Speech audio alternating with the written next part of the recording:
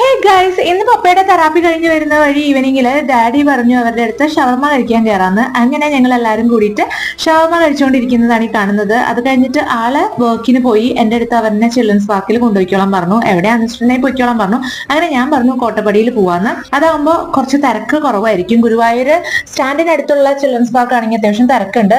ഇവിടെ കോട്ടപ്പടി ചൂൽപ്പുറത്താണ് വരുന്നത് ഈ പാർക്ക്.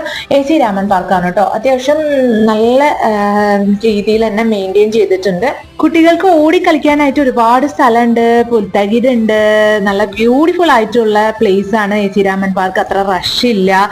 1-2 ഫാമിലീസ് ഉണ്ടായിരുന്നുള്ളൂ അവരുടെ കൂടെ. അവരിരുന്ന് കളിക്കുകയാണ്. ഞാനും നല്ല റിലാക്സ് ചെയ്തിരുന്നു. അങ്ങനെ നല്ലൊരു ഈവനിങ് സ്പെൻഡ് ചെയ്യാൻ പറ്റി.